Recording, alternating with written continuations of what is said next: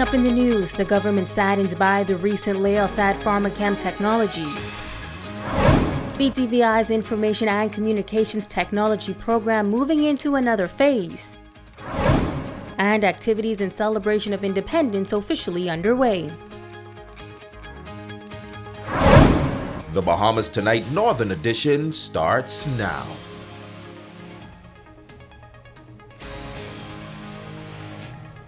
This is the Bahamas Tonight, the Northern Edition. Good evening, all. I'm Megan Shepard. Thank you so much for tuning in. Topping the news tonight, we now have more details on the recent layoffs at Pharmachem Technologies in Grand Bahamas Industrial Park. The plant is currently in the midst of a multi-million-dollar expansion, and while the company's officials have yet to comment on the terminations, tonight the Minister of State for Grand Bahama confirms that the government was made aware of company's plans. Italia Hall picks up the story. The Minister of State for Grand Bahama, Senator the Honorable Kwesi Thompson, says the government is saddened by the recent layoffs at Pharmachem Technologies. He says Pharmachem broke ground for a new facility in May 2016, which created 100 construction jobs, and over $61 million was invested in the project. Thompson says the project is ongoing, and the company expects that it will cost an additional $30 million to complete. They've indicated that as a result of the increase in costs and also the delays in being able to complete their facility, that they have had to resort, unfortunately, to letting staff and letting some of the staff go. We are obviously saddened by that result. They have been a very good corporate citizen. They are an institution in Grand Bahama, and we believe that they will move forward with continuing to complete their facility. The minister says he was informed of the layoffs by letter on June 27th, and he has been in contact with the Department of Labor. We understand that the Department of Labor will be proceeding with their normal protocol for assisting those persons who have been affected by the layoffs. There is a number of items under the National Insurance Unemployment Benefit. There's social services assistance and just the general counseling that is a part of that normal protocol. He adds that his thoughts and prayers are with those who were affected. We remain steadfast in our mission to revitalize Grand Bahama. We remain dedicated and focused in our mission to support businesses and to support development in Grand Bahama. And so, when difficult things like this happen, it only causes you to be even more resolved and be even more focused in moving forward with your mission. Now ZNS News understands that some 40 persons were laid off. It's Halia Hall, ZNS Network News. The Bahamas Technical and Vocational Institute hosting the official opening ceremony for the second Information and Communications Technology Summer Youth Program. The initiative is free of charge to 50 students in the 9th grade and will provide international certifications in the technology field. 52 students are returning to the Information and Communications Technology Summer Youth Program, while 50 students are now entering this journey. Chairman of the BTVI board, Kevin Baston, noting that the future of the workforce in the Bahamas depends on the young people, as they will eventually fill a necessary skills gap.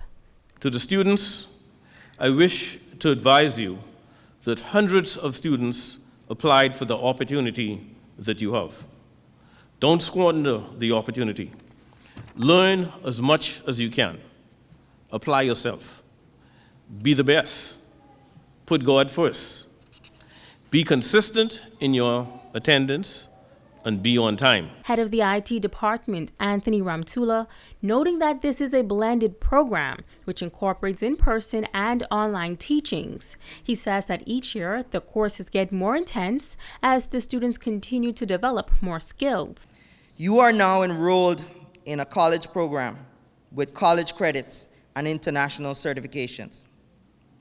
In the first year, you will focus on the CompTIA IT Fundamentals Certification, programming with Python, developing websites with HTML, CSS, JavaScript, getting introduced to the Internet of Things, and in this year, again, courtesy of the Office of the Prime Minister, we're going to take the Internet of Things to the next level, and you'll be having practical labs with Raspberry Pis and Arduino boards, etc. Senator the Honorable Kwesi Thompson noting that the government of the Bahamas has increased Grand Bahamas' budget from $300,000 to $1.5 million in an effort to promote the island as open for technology business. He says this ICT program will increase human capacity to fill jobs through education.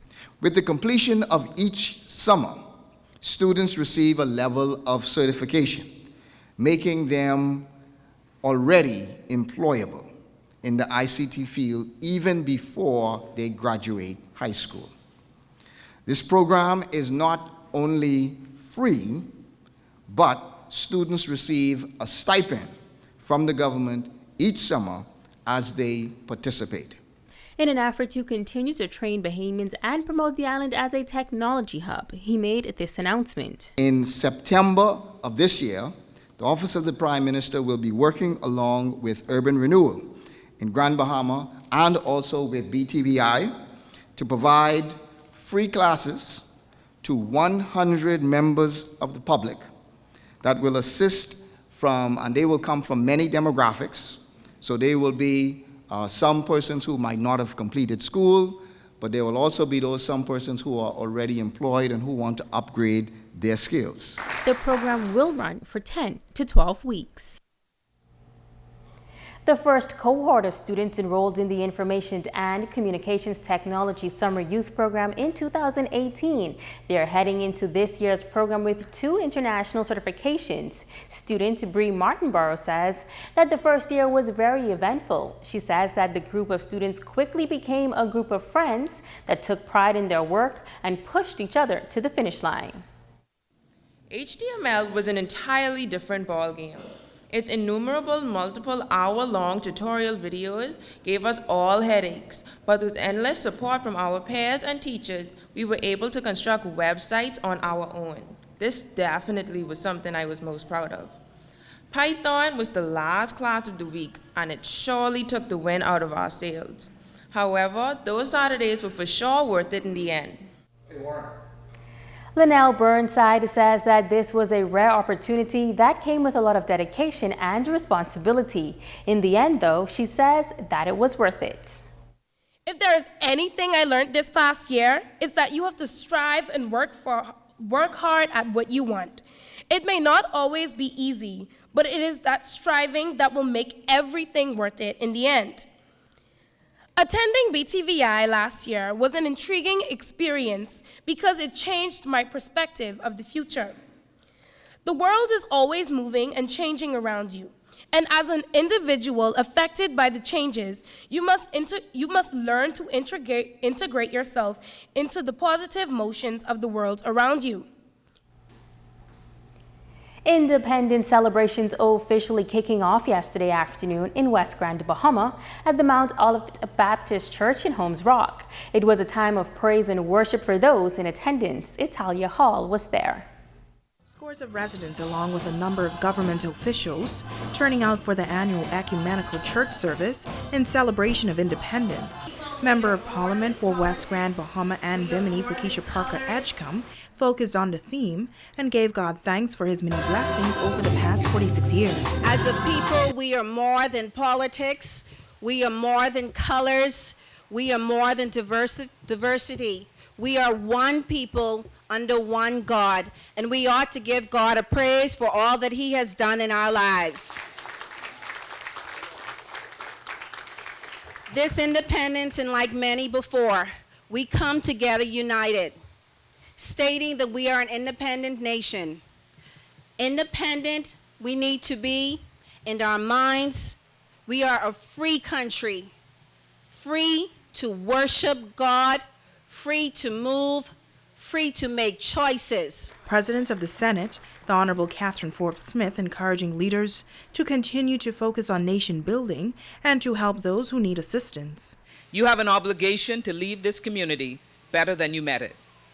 Believe me, no one knows a community like the persons who live in it, work in it, goes to church in it, goes to school in it, and was born in it. So be the leaders in this community.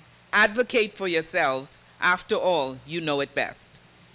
We are here today because the Council recognized that such sacrifices and efforts should not go unnoticed. Delivering the sermon was Pastor Lavonda Nortelis. She told the congregation to let God have his way. We want God to kiss the Bahamas. We want him to come and inhabit our praises. Come on, in the city of the Bahamas. Hallelujah. In the nation of the Bahamas. Can you worship him this day? Can you open your mouth with the fruit of your lips? Hallelujah. Come on, we don't need a form of godliness. Our nation is in trouble. Hallelujah. Glory to God. If there's one place that we can be real, it's in the house of the Lord. Awards were also presented to several residents of West Grand Bahama for their contributions to building a better Bahamas. Italia Hall, ZNS Network News. Now, a similar service will take place tonight at the new Emmanuel Discipline Center in High Rock. Friday, July 5th will be National Pride Day, and Flag Day assemblies will take place at 3 locations on Grand Bahama: the Harold de Gregory Complex in Freeport, the Government Park in High Rock, and the Administrator's Office in 8 Mile Rock at 10 a.m. And on Sunday, July 7th, a service of praise is planned for Life Community Church on Polaris Drive, Carvel Beach. Meantime, the Prime Minister is expected to travel to Grand Bahama to participate in celebrations at the Independence Park, slated for Monday, July 8th. On July 10th, the Junkanoo Rush Out will be held on Bayshore Road in West End at 10 p.m. A family fun day will be held in East Grand Bahama at the Coconut Festival site in Pelican Point at noon, and similar events at Sweetings Key. Goombay Sunburst celebrations will kick off at 7 p.m. on July 10th at Taino Beach. The Honorable Brent Simonet has tendered his resignation as Minister of Financial Services, Trade and Industry and Immigration, effective today, July 1st. The Honorable Ellsworth Johnson will now fill that position. In a statement from the Office of the Prime Minister, he thanked Simonet for his service to country over the years.